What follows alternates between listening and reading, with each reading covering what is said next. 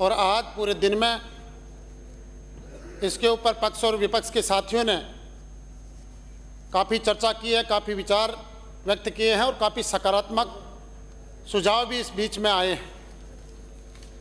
मैं सबसे पहले तो धन्यवाद देना चाहता हूं माननीय मुख्यमंत्री जी का, जिन्होंने जिनके प्रयासों से जल जीवन मिशन का समय बढ़ाकर 2028 तक माननीय देश के प्रधानमंत्री मोदी जी ने किया है। इस सदन के माध्यम से इस प्रदेश की जनता की तरफ से हम उनका कोटि कोटि धन्यवाद करते हैं।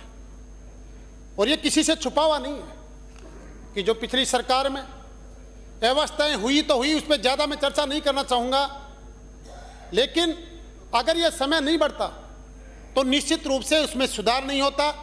और जो लक्ष्य माननीय प्रधानमंत्री मोदी जी ने जो हर घर में नल लगाने का, पानी देने का जो लक्ष्य लिया था, वो शायद लक्ष्य पूरा नहीं होता।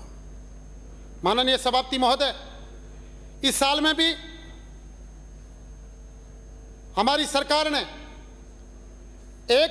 पिछले एक साल में 1301 करोड़ रुपए के कार्यादेश और 41,621 करोड़ रुपए के टेंडर इसमें जारी किए और इस साल में 20 लाख घरों में कनेक्शन देने का लक्ष्य हमारी सरकार ने तय किया है। साथ ही ग्रामीण क्षेत्रों में पेयजल की सुविधाओं के लिए 425 करोड़ रुपए का बजट में प्रावधान किया है और अमृत 2.0 योजना के तहत 183 शहरों के लिए 5,123 करोड़ रुपए का प्रोविजन किया। और मैं मेरी तरफ से भी खंडेला विधानसभा क्षेत्र की तरफ से धन्यवाद देना चाहता हूं कि मेरे रिंगस और खंडेला नगर पालिका के लिए अमृत 2 योजना में 15 करोड़ रुपए के टेंडर जारी कर दिए गए। माननीय सभापति महोदय, मैं इस सदन के माध्यम से माननीय मंत्री महोदय से मांग करूंगा कि हमारा क्षेत्र में भूमिगत जो जल है वो काफ़ी हद तक समाप्त हो चुका है। ज़्यादातर ट्यूबवेल खाली भी जाते हैं। इसलिए मेरी मांग है कि लगभग 22 करोड़ रुपए के पेयजल के विभिन्न कार्यों के लिए बजट स्वीकृत करने की कृपा करें। और जो सोलर ट्यूबवेल हैं, प्रत्येक विधानसभा में पूरे प्रदेश में लगभग कम से कम 20 सोलर ट्यूबवेल अगर हम देंगे तो निश्चित रूप से लोगों को काफ़ी राहत मिलेगी। मैं जो चर्चा में अभी सुन रहा था, माननीय सभापति महोदय, विपक्ष के एक माननीय सदस्य कह रहे थे आज़ादी के 80 साल होने जा रहे हैं, लेकिन क्या किया? पानी के लिए राजस्थान में कोई ठोस कदम नहीं उठाए गए। तो भाई इसके लिए भी हम दोषी हैं क्या? माननीय जूली साहब, हमें तो बहुत कम समय मिला है, मैं तो माननीय मुख्यमंत्री जी को धन्यवाद करना चाहता हूं कि उन्होंने प्रदेश के, इतना बड़ा प्रदेश है, विषम परिस्थितियां पानी के लिए हैं, हम सब लोग जानते हैं, पूरी जनता भी जानती है, विपक्ष के साथी भी जानते हैं, लेकिन अलग अलग क्षेत्रों में बड़ी बड़ी परियोजनाओं की शुरुआत करने का काम माननीय मुख्यमंत्री जी ने किया है। ये बात हम सब लोग दिल से स्वीकार करते हैं, विपक्ष के साथी भी मानते हैं। और मैं एक कहानी के छोटी सी 1 मिनट की कहानी के माध्यम से बताना चाहता हूं। माननीय सभापति महोदय, एक बार जंगल में आग लग गई। जब जंगल में आग लगी तो बड़े पूरे प्राणी वन्य जीव थे जो चिंतित हो गए, वो एक जगह इकट्ठे हो गए कि क्या किया जाए। तो कई लोग जो पुराने थे, जो जिनकी उम्र ज्यादा थी, वो कह रहे नहीं साहब कि आग तो नहीं बुझने वाली है, क्या करें? तो किसी ने कहा चलो जंगल को छोड़ के चलते हैं। तो मैं आपको कहना चाहता हूं, वन्य जीव में एक नन्ही सी चिड़िया भी थी जिसको उड़ते हुए बहुत कम समय हुआ था।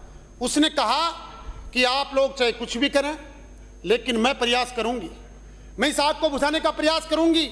और पास में जो तालाब है मेरी जो बन पड़ेगी, मैं मेरी चोंच में जितना भी पानी आएगा उसको बुझाने का प्रयास करूंगी।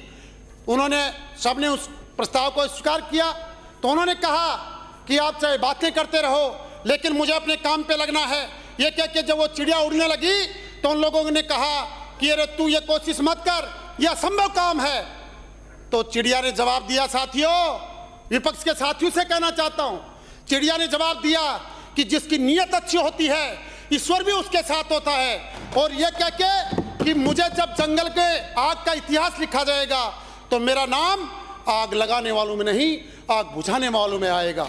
ये कह के चिड़िया तालाब से चोंच में पानी भर भर के उस आग पे डालने का काम करती है। और दोस्तों देखिए, थोड़ी देर बाद में आकाश में बादल छाते हैं, मूसलाधार वर्षा होती है, जंगल की आग बुझ जाती है। मैं यही कहना चाहता हूं कि हमारे माननीय मुख्यमंत्री जी ने जिस प्रकार से इस पानी के अभाव से जूझ रहे प्रदेश के लिए जो इतनी बड़ी बड़ी योजनाओं का शुभारंभ करने का काम किया है, निश्चित रूप से ईश्वर उनके साथ में है। अगर छोटी मोटी कोई दिक्कतें भी आ रही है, किसी दूसरे प्रदेशों के साथ में थोड़ी बहुत कठिनाई भी आ रही है, तो निश्चित रूप से वो शीघ्र वो कठिनाइयां दूर होंगी। और जब प्रदेश के अंदर इस सूखे प्रदेश में जब पानी लाने का इतिहास लिखा जाएगा, तो माननीय मुख्यमंत्री जी का नाम स्वर्ण अक्षरों में लिखा जाएगा। मैं ये विपक्ष के साथियों से कहना चाहता हूं। साथ ही में एक बात और कहना चाहता हूं, मैंने देख रहा हूं, मैं बजट में चर्चा हुई, अभी अनुदान मांगू पे चर्चा हो रही है। माननीय विपक्ष के जो बड़े बड़े नेता जो प्रेस कॉन्फ्रेंस में कहते हैं कि हम सरकार की जान बांध देंगे, वो नजर नहीं आ रहे, खुद की दाढ़ बंध गई है और कहीं नजर नहीं आ रहे। मैं इस सदन के माध्यम से कहना चाहता हूं, क्योंकि आज सरकार पर तथ्यों सहित आरोप लगाने के पास विपक्ष के पास कुछ भी नहीं है। इसलिए ये सरकार बहुत अच्छे काम कर रही है। मैं ये कहना चाहता हूं, मैं इस माध्यम से माननीय मंत्री महोदय से एक निवेदन और करना चाहता हूं कि अगर हम सब लोग मिलकर इस दिशा में कार्य करेंगे, माननीय मंत्री महोदय, मेरा एक सुझाव है कि जितने भी विभिन्न विधानसभाओं में या पूरे क्षेत्र में जो तालाब है, जो बांध हैं, उनका जो बहाव क्षेत्र है, बड़े अफसोस के साथ कहना पड़ रहा है कि वो उस पर ज़्यादातर जगहों पे अतिक्रमण हो गए। बांधों में आज एक बूंद पानी नहीं आ रही।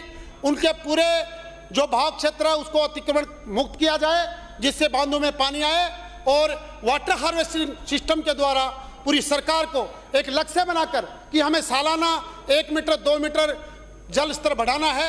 ये जब तक हम नहीं करेंगे तब तक शायद पानी की समस्या का समाधान नहीं होगा।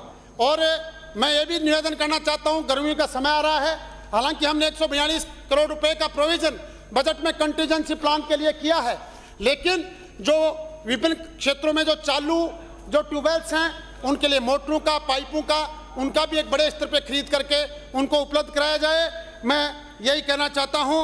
और माननीय सभापति महोदय, अंत में केवल मैं यही कहूँगा कि पानी के स्तर पर हमारे प्रदेश की विषम परिस्थितियां हैं, उनके ऊपर सरकार बहुत गंभीरता से कदम उठा रही है। ये भी सही है कि अभी 1-1.25 साल का कार्यकाल हुआ है और इतनी विषम परिस्थितियों को इतने कम समय में काबू नहीं किया जा सकता। समाप्त कीजिए। हमारे प्रयास सराहनीय है। इसके लिए मैं माननीय मुख्यमंत्री जी को इसके माध्यम से बहुत बहुत धन्यवाद देना चाहता हूं। धन्यवाद। जय हिंद।